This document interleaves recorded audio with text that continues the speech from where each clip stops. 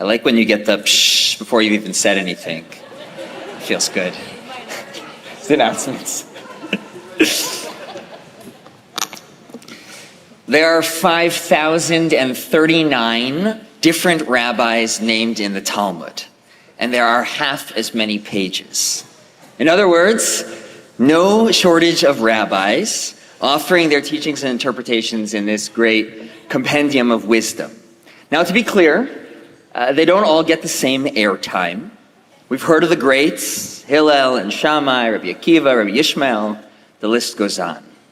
Their teachings define so many of the core conversations and debates throughout the entirety of the Talmud. Their rulings still define what Jewish life looks like for us today.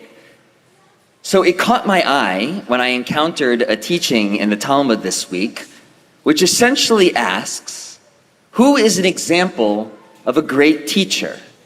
A teacher who, quote, inspires their students to righteousness, who helps them shine like the stars.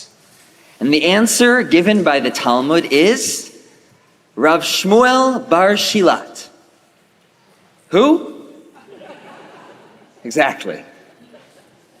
But at least the Talmud tells us why this rabbi is the ultimate teacher. His greatness comes from the fact, the Talmud reports, that even when he's not with his students, he's thinking about his students. He carries them in his heart wherever he goes. They are a part of him, and concern for their well-being is woven into every part of his life. That, the Talmud believes, is what makes a teacher extraordinary. I'm actually quite moved by this description. And I'm so blessed to have teachers like this, who never stop caring and worrying and praying and loving their students. But what an incredible move by the Talmud to name as the teacher par excellence a rabbi who doesn't, to my knowledge, have a single teaching in the Talmud solely attributed to his name. So once again, who is Rav Shmuel bar Shilat? Of course, before I answer this question, I need to talk for 10 minutes about something else. So hang tight. I think it'll add to our appreciation of where I'm going. All right, let's talk about the Megillah. The Purim story that, of course, we're reading this evening. The pivotal moment of the Megillah, Rabbi Tzadok talked about this earlier, comes in chapter 4. The murderous decree against the Jews has been signed and sealed. Mordechai has shed his clothing for sackcloth and ashes. His grieving has begun. Desperate, he approaches the palace in hopes that Esther will find a way to avert the decree. And his strategy is multifaceted. In just 2 verses of text, Mordechai makes 4 arguments. In the framing of Dr. Erica Brown, they are the argument of unity, of posterity, of history, and then finally of uncertainty. It's the last, less an argument than a question, that I believe spurs Esther into the action that ultimately saves our people. Mi yodea im le'et kazot higat lemalchut. Who knows? Perhaps it's for a moment like this that you attained the royal position. Mi yodea. Who knows? A question born from the collision of uncertainty and possibility, a question that shakes the listener from a posture of resignation and inevitability, a question that reopens the door that was imagined as closed. Who knows? Asks us to relinquish a sense of certainty, to let go of that pattern of thinking where we think we know what will happen before it has happened, where we think we know who you'll be tomorrow before you've lived today. Mi yodea. Who knows, Esther? Consider the possibility that the outcome of this story is far from predetermined, and it's stepping into your power, your responsibility that will shift everything. This isn't who knows with a shrug and an abdication of responsibility. This is an admission of uncertainty that demands courage and imagination. Because certainty is deceptive. It's from a place of uncertainty that you'll see a horizon filled with expanding possibilities, that you'll imagine different outcomes and new roles to play in manifesting them, paths that can only be imagined when humility and hope take the place of hubris and resignation. With these two words, Purim becomes the holiday of generative uncertainty. It becomes a test case of a world without foregone conclusions, a reset of any assumptions that limit the expansive possibilities of becoming. The rabbis famously teach in the Talmud that on Purim we try to move to a state of alternate consciousness, ad de lo yada.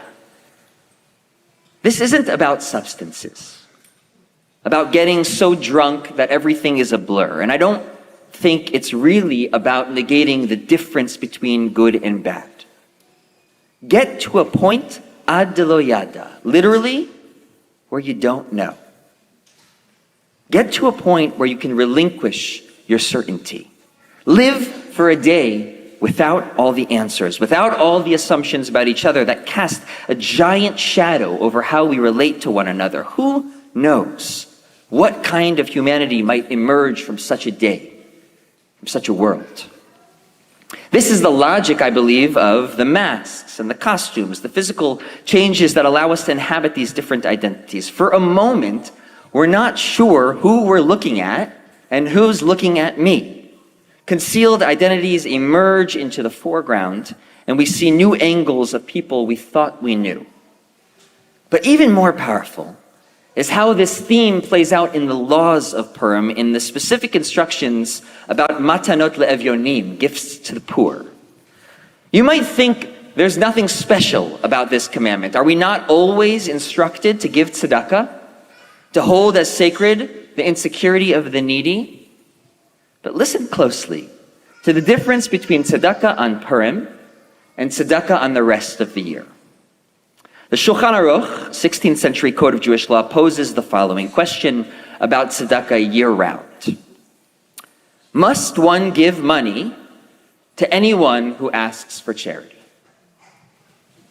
This question strikes at the core of so many of the painful ethical dilemmas connected to tzedakah.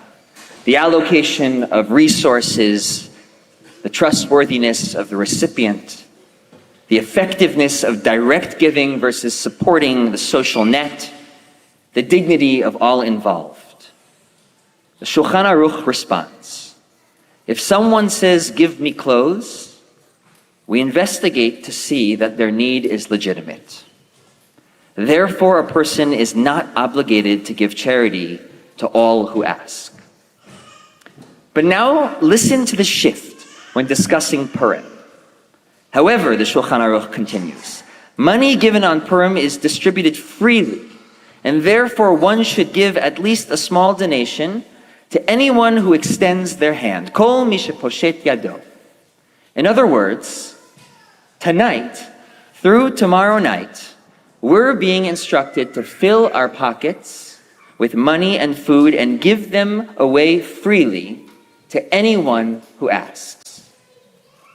For the rest of the year, we chase certainty. Is this person's need legitimate? Are they trustworthy? Do they look like they really need it? Not on Purim. Mi yodea. Who knows? I don't know what you really need, but you're asking, so I'm giving. Who knows what happened to you this morning? How you got here, what it feels like for you to extend your hand. Who knows what blessing might grow from this encounter, how you or I might be changed forever. On Purim, we lean into the kind of not knowing that spurs generosity, that questions how our assumptions, our judgments limit what could be possible. In an astonishing text in the Talmud, Mi yodea ripples beyond the palace, beyond the laws of Purim, into the most radical expression of where uncertainty meets possibility. Haman, we learn in the opening verse of chapter 3, is a descendant of Amalek.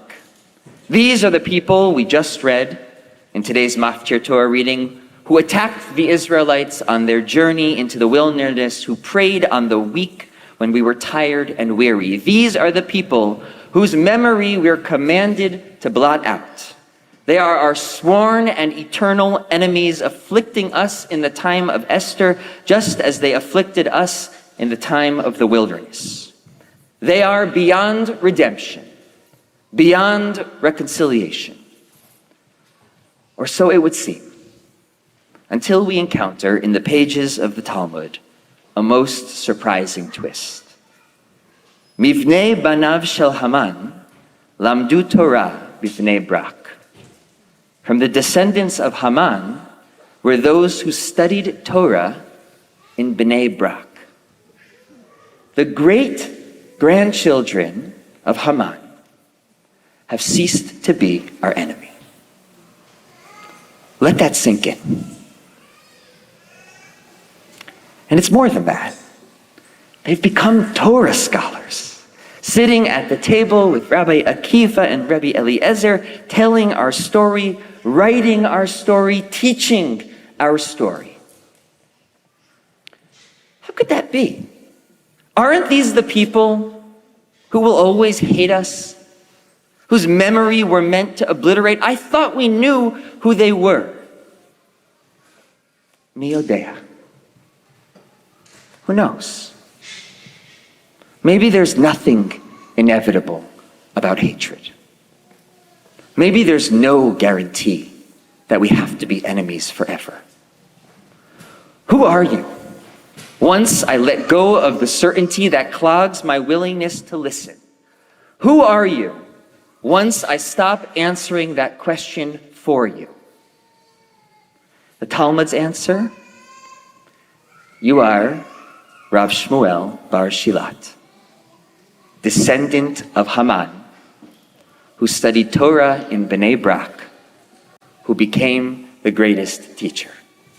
The one who thought about his students, even when he was apart from them, the one who never stopped caring and loving and praying for his students, the one who opened his heart again and again. There's always so much more to the story.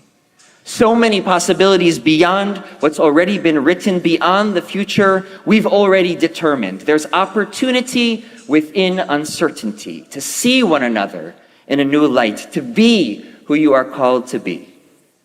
Mi yodea, im le'et kazot higat lemalchut. Who knows? Perhaps it's for a moment like this that you are here. Shabbat Shalom.